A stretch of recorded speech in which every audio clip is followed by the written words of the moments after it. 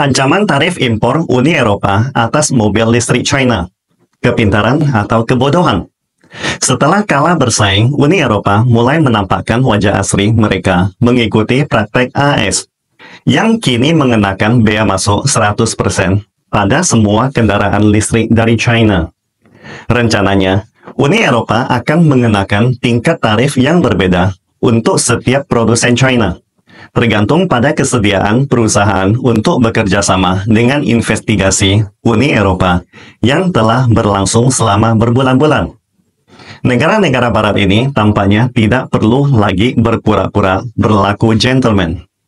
Komisi Uni Eropa langsung mengancam perusahaan-perusahaan China untuk memberikan formula baterai mereka. Bila tidak, mereka akan mengenakan bea masuk tambahan pada mobil listrik yang diimpor dari China.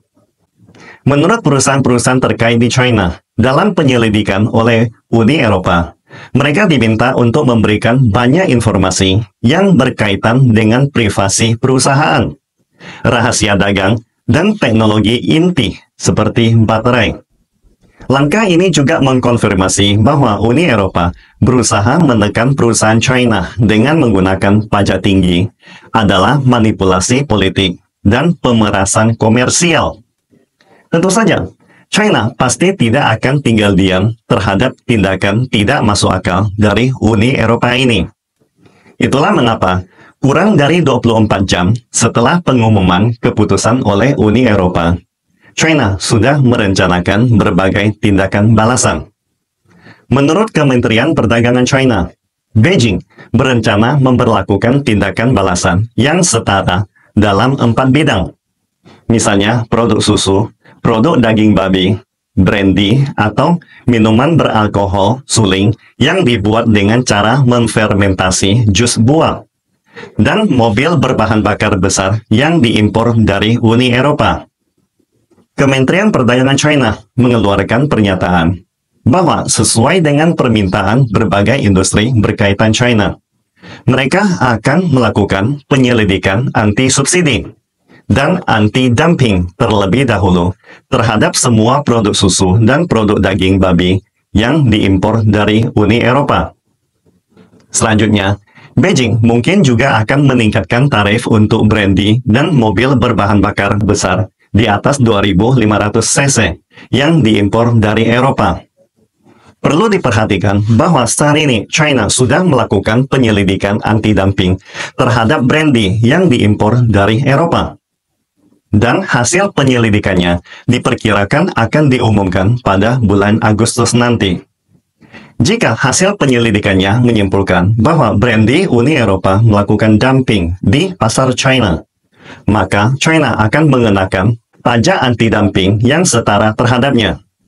Banyak produsen dan eksportir brandy dari Eropa, terutama Prancis, sudah mulai khawatir. Takut bahwa setelah hasil penyelidikan diumumkan, pajak anti-dumping akan segera diberlakukan. Pada saat itu, biaya impor brandy Uni Eropa ke pasar China akan naik tajam. Dan jika dibandingkan dengan brandy dari negara atau daerah lain, mereka akan kehilangan keunggulan, sehingga penjualannya akan turun drastis. Hal ini dapat kita lihat dari kasus anggur Australia sebelumnya, yang pernah dijinakkan oleh Beijing terhadap mantan Perdana Menteri Australia Scott Morrison, yang membabi buta mengikuti langkah AS untuk memprovokasi China beberapa tahun yang lalu. 3 jenis produk lainnya yang rencananya akan dimasukkan dalam tindakan balasan oleh China, yang sudah pasti juga akan terkena dampak yang berbeda, terutama mobil berbahan bakar besar. Saat ini, mobil ini didominasi oleh model-model mewah kelas atas dari Uni Eropa, seperti Mercedes-Benz, BMW, dan Audi. Adalah produsen dan penjual utama mobil mewah kelas atas di China dan dunia. Dan produk mereka sangat bergantung pada pasar China. Sebagai contohnya, merek mobil super mewah Rolls-Royce tahun lalu menjual lebih dari 6.000 unit di dunia. 1.600 unit diantaranya terjual di China, yang menyumbang lebih dari 1/4 dari total penjualan global Rolls-Royce. dan mobil-mobil Rolls-Royce yang dijual di China, semuanya adalah mobil berbahan bakar besar.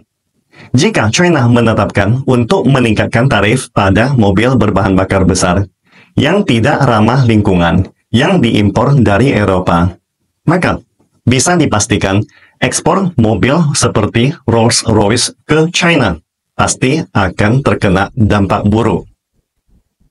Dengan kata lain, jika tindakan balasan setara dari China diberlakukan, industri mobil Uni Eropa akan terkena dampak pertama. Dan perlu diketahui, industri mobil adalah sektor ekonomi utama dan tulang punggung Uni Eropa, seperti Jerman dan Prancis, yang secara langsung berkaitan dengan perkembangan ekonomi dan lapangan pekerjaan di wilayah Eropa. Tindakan balasan yang direncanakan oleh China ini jelas menyasar langsung pada titik lemah Uni Eropa. Bisakah negara-negara Uni Eropa ini bertahan terhadap tindakan balasan Beijing? Prinsip China adalah, jika harus dan terpaksa melakukan tindakan balasan, maka tindakan balasannya dipastikan harus terasa menyakitkan bagi lawan dan menghasilkan efek yang nyata.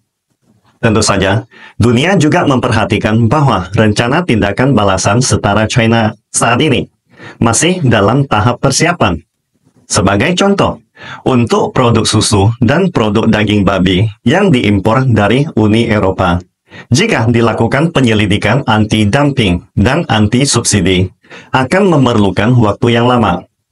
Dari pengumpulan bukti hingga pengumuman hasil, bisa memakan waktu beberapa bulan hingga 1 atau 2 tahun. Sedangkan untuk produk brandy dan mobil berbahan bakar besar yang diimpor dari Eropa, rencana peningkatan tarif juga masih harus perlu diverifikasi dan disetujui. Kemungkinan besar yang pertama kali akan diberlakukan adalah peningkatan tarif untuk brandy, yang paling cepat mungkin diberlakukan pada bulan September tahun ini. Rencana tindakan balasan setara dari China tidak segera diberlakukan karena, di satu sisi, China tidak seperti Uni Eropa yang memiliki sindrom Peter Pan, alias pria dewasa yang bersifat kekanak-kanakan. Setiap tindakan balasan yang diambil oleh China harus didasarkan pada bukti yang kuat dan sesuai dengan aturan WTO. Harus berbicara dengan bukti dan aturan. Tidak bisa seperti AS dan Uni Eropa yang melakukan manipulasi politik dan pemerasan komersial. Di sisi lain, China masih tidak ingin segera berkonfrontasi dengan Eropa dan memicu perang dagang. Terlihat jelas bahwa rencana tindakan balasan setara dari China sudah disiapkan, tetapi belum segera diberlakukan. Ini sebenarnya memberikan Uni Eropa waktu penyangga yang cukup. Artinya, pesan dari China sangatlah jelas. Menggunakan pajak impor tidak akan menyelesaikan masalah perdagangan antara China dan Uni Eropa. Mengayunkan tongkat pajak tidak hanya tidak akan menyelesaikan masalah yang ada, tetapi juga akan menimbulkan masalah baru, memperburuk ketegangan perdagangan dan hubungan bilateral dua belah pihak, yang akhirnya merugikan kedua belah pihak. Dengan kata lain, China masih bersedia menyelesaikan sengketa perdagangan melalui dialog dan negosiasi. China mengeluarkan rencana tindakan balasan setara ini sebagai peringatan kepada Uni Eropa. China memiliki banyak kemampuan dan berbagai cara untuk menaklukkan perang dagang dengan Uni Eropa. Tetapi China tidak ingin menggunakan cara yang relatif keras ini.